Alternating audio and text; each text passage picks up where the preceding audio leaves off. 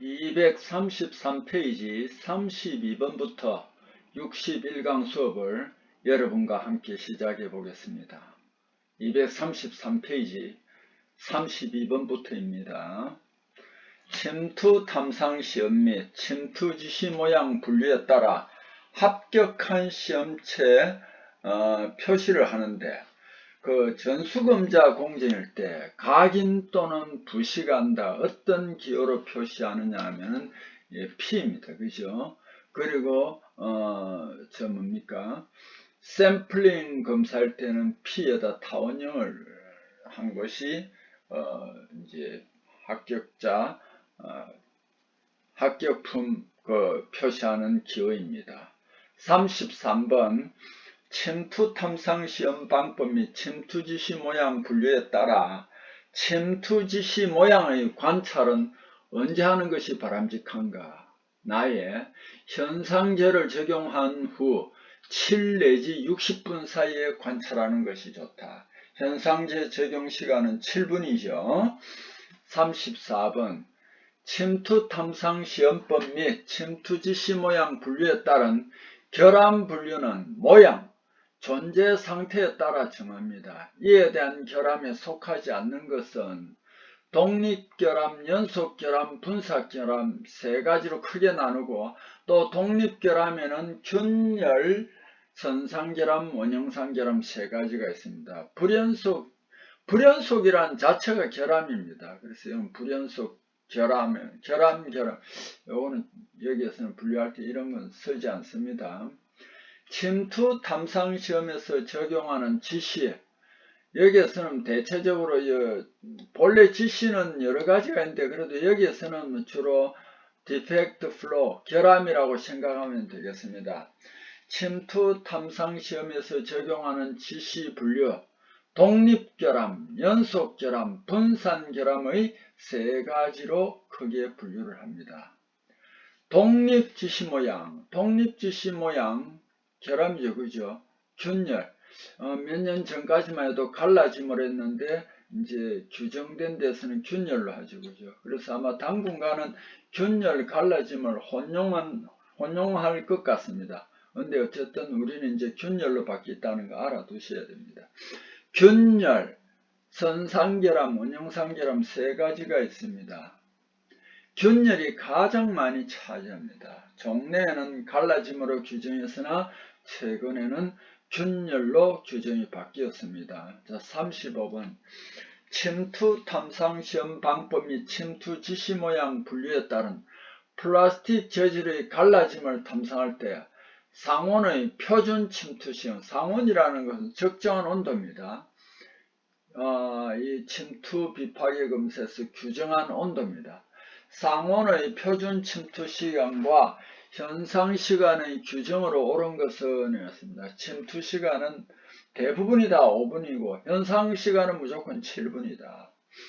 36번 침투 탐상 시험 방법 및 침투 지시 모양 분류에 따른 탐상제를 점검한 결과 침투액 성능 시험하여 결함의 검출 능력이 저하된다고 판단될 때 그와 같은 침투액은 어떻게 처리하는가?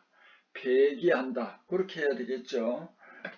그 다음에 37번 항공우주용 기기 침투 탐상 검사 방법에서 침투액의 세척 및 제거를 위한 자동 스프레이법의 수온은 몇 도씨의 범위를 유지하도록 하는가? 보통은 한 10도 내지 40도인데 여기는 38도씨로 했네요. 이것도 그 범위에는 들어가겠죠, 그죠?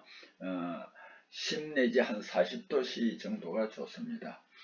38번 침투 탐상 시험 및 침투 지시 모양의 분류에 따라 후유화성 염색 침투 탐상 시험하는 경우 유화 시간은 세척 처리 확실하게 실시할 수 있는 범위 내의 최소 시간으로 해야 하는데, 원칙적으로는 몇 분 이내로 해야 하는가?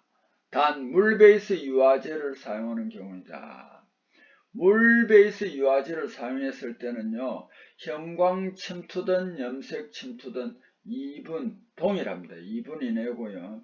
만약 기름 베이스 유화제인 경우에는 형광 침투 탐사할 때는 3분을 적용하고 염색 침투 탐사 검사를 할 때는 30초를 적용하는 게 이제 형광에서는 두 방법에 따라서 다르지만은 기름 베이스 유화제에서는 다르지만은 물 베이스 유화제일 때는 2분으로 같습니다. 그리고 물 베이스 유화제를 사용할 때는 배액 처리를 한다는 것도 우리가 꼭 명심해야 됩니다. 자, 39번으로 넘어가겠습니다.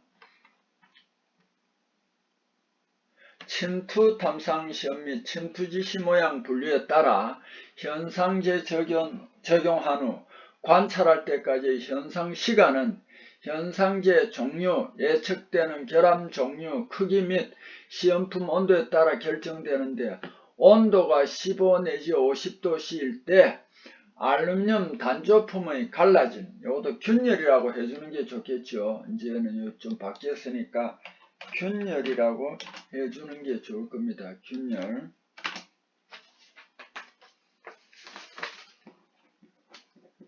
자, 검출에 관하여 규정한 표준 현상 시간은 무조건 이거는 현상 시간이고 아변품이다, 압출품이다, 단조품이다 관계 없습니다. 현상 시간은 무조건 7분이다 하는 것은 공통적입니다.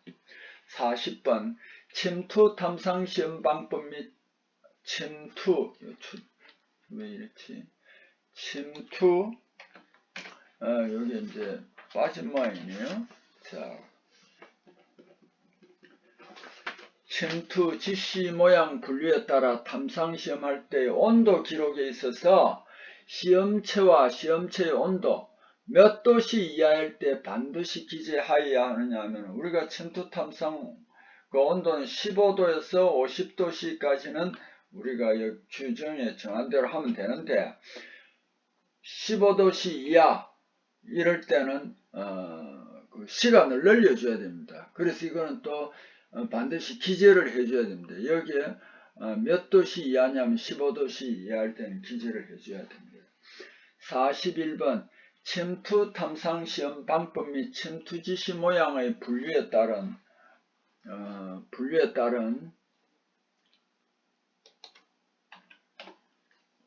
A형 대비시험, A형 대비시험편은 표준시험편이라고 되어 있죠. 그죠? A형 대비시험편은 표준시험편이라고 되어 있습니다. 이 A형 대비시험편에 대한 설명으로 적합한 것은 시험편 재료는 A2024P입니다. C2600P 이거는 뭐냐면 B형 대비시험편입니다. 다 520, 530도씨 F가 아닙니다. 이거는. 그래서 이건 틀렸고요. 950 내지 975도 C가 아닙니다. 온도가 다 틀렸고요. 정습시로 하려면 520 내지 530도 C로 해야 됩니다. 그래서 여기 이제 틀렸습니다. 요걸 한번 제가 설명을 하면은 A형 대비시험편은 알루미늄 판입니다. A2024P 맞고요. 그 다음에 이 시험편이 요 밑에 있네요. 본래는 이제 요입니다. 여기에 본래는 요는 떨어 놓은 거고 요는 떨어지 않은 건데 여기 한 세트입니다. 처음에는 여기에 호음이 없어요. 이 이제 재료를 가지고 알루미늄 판입니다. 여기에 분젠번으로 이 중앙 부위에 520 내지 530도씨로 가열합니다. 그럼 벌겋게 달아오르겠죠. 알루미늄 670도씨에서 녹으니까 520도에도 거의 벌겋게 달아가지고 반용융 상태입니다. 이때 여기에다 물을 부어버린 거예요. 그럼 이 중앙에는 균열이 많이 생겼어요. 그렇게 해서 여기에는 이 중앙부에는 균열이 있기 때문에 이 시험편을 가지고 약품을 뿌려서 시험을 했는데 결함이 안 나타났다면은 그 약품이 잘못되었거나 아니면 내가 침투 탐상 시험 순서에 의거해서 정확하게 시험하지 못했다는 것을 여기에서 알게 됩니다. 자, 그래서 A형, 자, 여기서 했고, 자, A형 대비 시험편은 PTA 기호로 표시한다. 맞죠? A형 시험편은 A2024P 알루미늄 판입니다. A형 표준시험편, 대비시험편 같다라고 했죠. 판 한 면 중앙부에 여기에는 이제 도면인데요. 중앙부에 분젠 번호로 520 내지 530도씨로 가열 후 가열한 면에 물 뿌려 검령을 하면은 갈라짐, 균열이 생긴 거예요. 갈라지게 한 것이다. 또한 반대면에도 엎어서 반대면에도 갈라지게 하는 양쪽 중앙부에 여기 홈을 만들었습니다. 자르는 게 아니고 인공적인 결함 형성하게 하여 만든 시험편입니다. 이 A형 시험편 요 가로 있죠. 가로가 얼마냐면 75mm, 세로가 너비 폭입니다. 여기 50mm입니다. 판 두께는 8 내지 10mm입니다. 판 두께가 홈 깊이가 1.5mm, 홈의 폭이 또 1.5mm입니다. 여기에서 이쪽으로는 아변 방향이 이쪽으로 된 겁니다. 아변 방향. 6번이 이제 이게 아변 방향이라는 거예요. 단 적용 단위는 A형 대비 시험편은 무조건 밀리미터 단위다. 이렇게 이제 규정을 하고 있습니다. 그 다음에 이제 235페이지 42번을 한번 봅시다. 보통 방사선 투과 시험으로 결함 판별할 때 가장 힘든 경우인 경우, 다 같은 내부 결함을 탐상한다지만 방사선은 초음파 달리 결함 깊이를 찾는데 힘듭니다. 왜 그러냐면 필름 자체가 깊이가 없잖아요. 그죠? 그래서 필름에서 촬영하기 때문에 현상하기 때문에 결함의 형상이나 이런 건 잘 나타나는데 결함 깊이는 거기서 알 수가 없습니다. 43번 관통된 불연속만 탐지할 수 있어 주로 최종 건전성 평가 시험으로 사용되는 비파괴 시험법은 이거는 누설 비파괴 검사입니다. LT.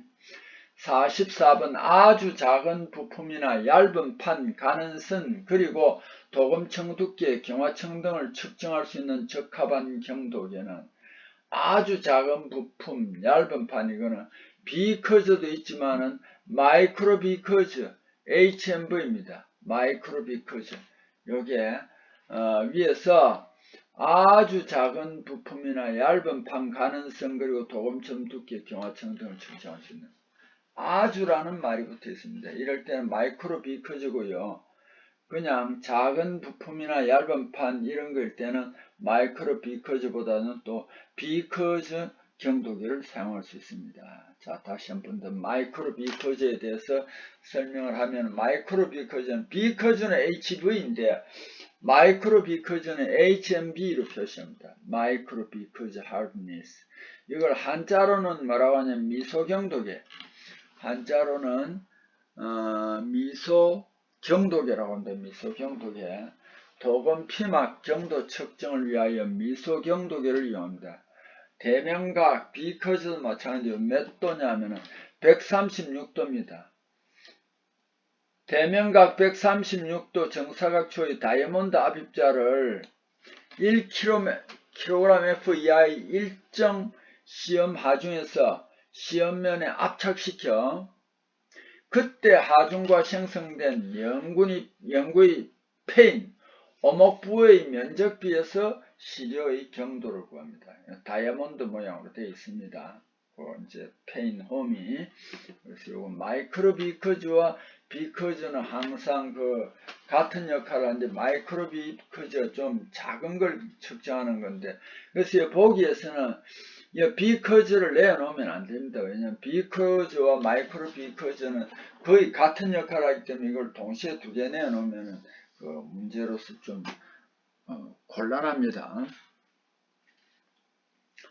자, 면시 밑방 격자, 단위 격자, 소속 원자수로 옳은 것을 내었습니다. 4개가 됩니다. 왜 그러냐면 결정 격자라는 요 입방체가 있죠. 이 옆에도 입방체가 있고 위에도 입방체가 있고 사방으로 연결이 되어 있습니다. 그러면 모서리는요 8개가 연결이 되어 있어요. 그래서 이게 하나가 8분의 1이고 이 면에서는 옆에 가고 반씩 나누니까 반개가 됩니다. 자, 잘 보세요. 그리고 원자수는 모서리는 8분의 1입니다. 8분의 1이 몇 개 있냐면 하나, 둘, 셋, 넷, 다섯, 여섯, 일곱, 여덟 개죠. 8분의 1이 8개니까 한 개고요. 면에 붙어 있는 것은 옆에 면하고 공유를 하는 거예요. 반씩 갖고 있어요. 이 반씩 갖고 있는 이 면에서 몇 개 있습니까? 정육면체니까 6개가 있죠. 그래서 2분의 1을 6개 하니까 얼마가 됩니까? 3이 됩니다. 그래서 4개가 됩니다. 자, 결정격자 특성 FCC는 이웃하는 원자수를 배위수라고 합니다.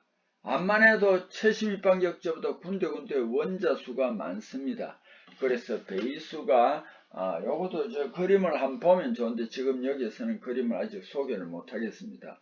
배위수가 12개. 원자 충진율은 입방체 안에 원자들이 이런데 많이 들어가 있죠. 그죠? 그래서 이거는 74%가 됩니다. 소수 계산을 하면 그렇습니다. 지금 이 시간에는 아직 계산하는 것까지 할 그런 시간적인 여유도 없습니다. 소수 원자수는 4개라고 종전에 했죠. HCP는 조밀 육방격자입니다. 조밀 육방격자. 조밀 육방격자는요. 배위수는 면심 입방격자 마찬가지 12개 맞습니다. 원자 충진율도 74% 맞습니다. 소속 원자수는 2개가 됩니다. 왜냐하면 그걸 마침 잘라버리면은 그 정육면체를 정육각기둥을 잘라버리면은 최심 입방격자를 3개 연결해 놓은 것과 같습니다. 그래서 단위 격자로 보면은 마침 최심 입방격자와 같기 때문에 여기에 이제 충진율은 74%지만은 소속 원자수는 2개가 됩니다. 그 다음에 최심 입방격자는 BCC입니다.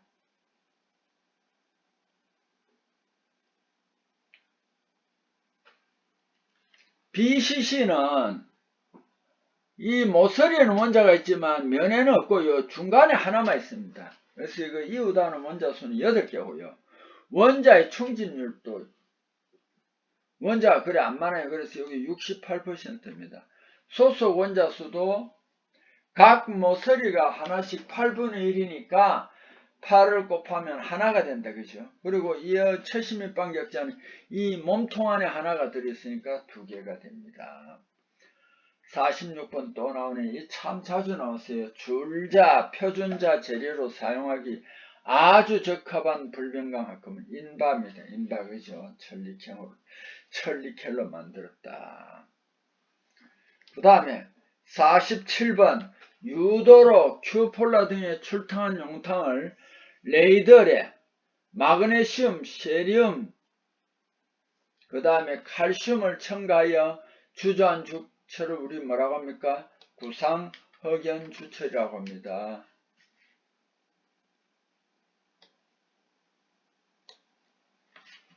자, 48번 절삭성.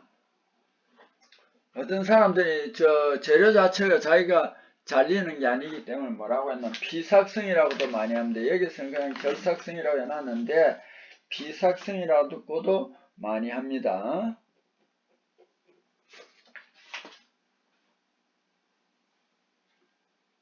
여기에 보면은 쾌사광동 해놨잖아요. 영어로는 free cutting steel입니다. free cutting steel.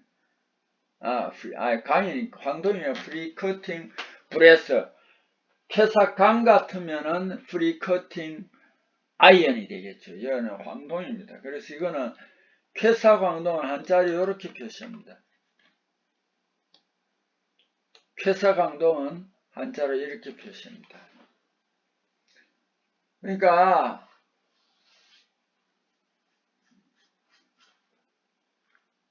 절삭성이 우수한 쾌사광동으로는 이거 뭐 만드느냐면 스크루, 그 다음에 시계 안에 보면 톱니가 있어요. 톱니 등으로 사용되는 재료는 하는데 황동이잖아요. 그죠? 여기에 납, 여러분 꼭 알아둬야 되는데 잘게 잘 잘라지는 것은 납이 최고, 그 다음에 황입니다. 근데 황은 이 강재료에 들어가면, 금속 재료에 들어가면 유해하지요.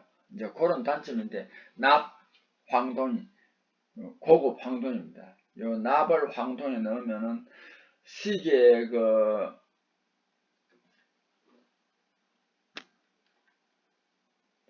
시계 톱니 같은 걸 이렇게 작은데 이렇게 잘 잘리도록 해주는 그 원소가 납이 들어가면 탁탁 잘 잘려집니다.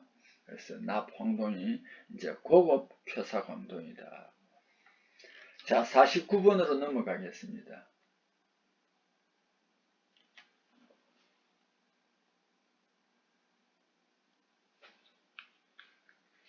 알루미늄 SI 합금으로 계량 처리 후 사용하는 합금에 속하는 것은 해놨습니다.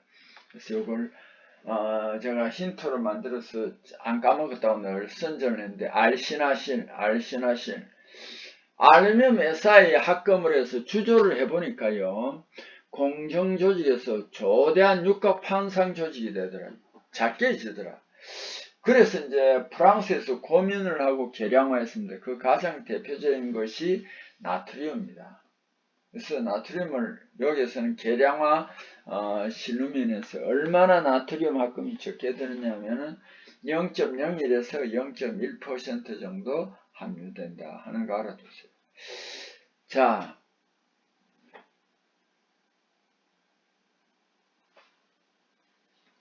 여기에서 세프라는 게 있죠. Sintered Aluminum Powder, Sintered Aluminum Powder, 알루미늄 가루를 말이죠. 소결해서 만든 것을 세프라고 합니다. 그 다음에 알루미늄 망간합금입니다. 그죠? R들이는 알루미늄 마그네슘 SI. 그래서 여기에서는 실루민이 되겠습니다.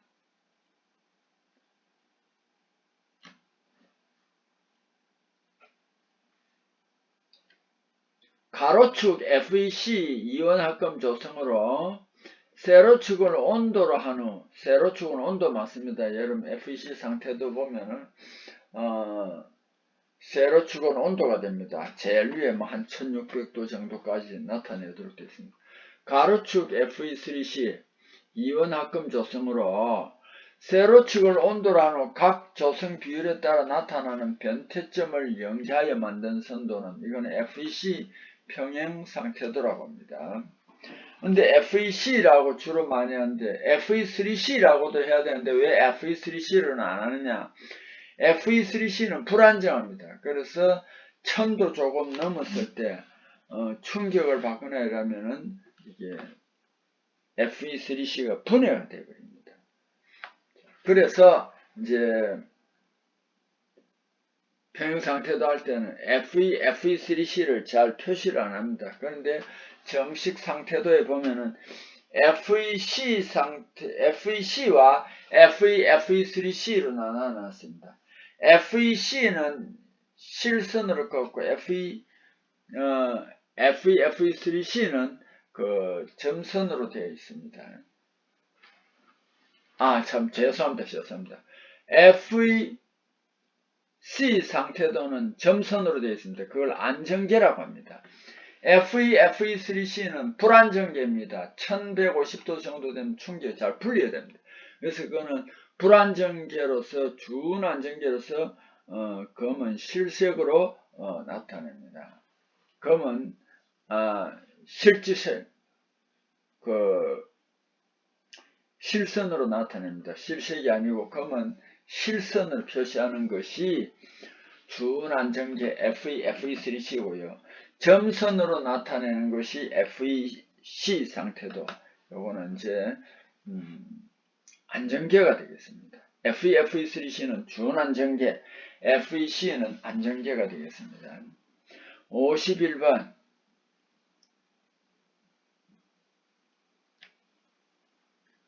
A3 및 ACM 변태점 이상 30 내지 50도시 이제 집중을 해서 공부를 많이 하는 사람이 이렇게 A3 아공석 강일 때는 A3 과공석 강일 때 ACM 변태점 이상 이게 고온오스테나이트 조직입니다.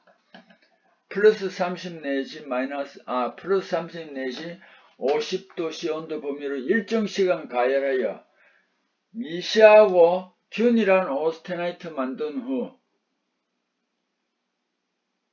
공기 중에 선행하여 표준화된 조직을 얻는 열처리를 표준화된 열처리를 얻는 조직이 normalizing이다. 그죠? 일본에서는 소준이라고 표시한다. 재료의 안전하중의 작은 힘이라도 계속 반복하여 작용했을 때 파괴를 일으키는 시험을 피로시험이라고 합니다. 여러분요, 다 같은 달이라도 가령 예를 들어 가지고 우리나라 여기 어디 시골에 다리를 하나 놨어요.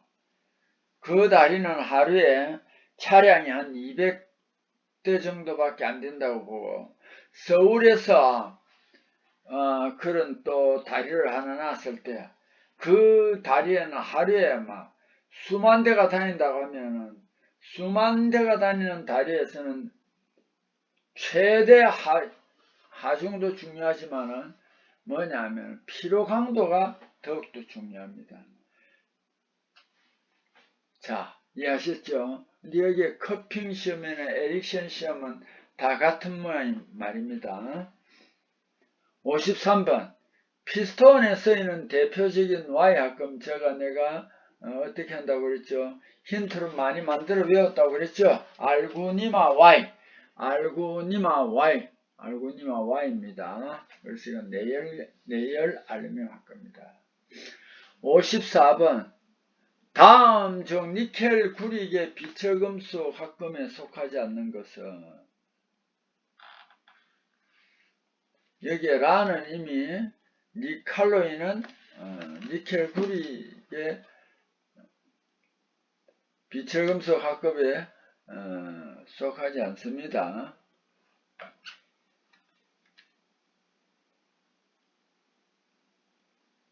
자, 그 다음에 이 보기에서 어드밴스 합금이라는 게 나와 있죠. 어드밴스 합금. 이거는 구리 55%, 니켈 45%, 망간 1% 함유한 합금으로 정밀 전기의 저항선이 우수한 곳에 사용한다 하는 거 알아두고, 이 어드밴스는 그렇게 요즘 그 고당의 책이나 금속재료 산업기술 책이나 이런 데 봐도 그렇게 많이 안 나와 있더라고요. 자, 55번. 금속 표면에 스텔라이트 및 초경합금 등의 금속을 반용융 상태로 녹여서 붙여서 표면 경화층을 만드는 법을 우리는 뭐냐면 hard facing이라 한다라고 했습니다. hard facing. 자, 그 밑에 hard facing도 또 설명해 놓고 전해 경화도 설명해 놨습니다.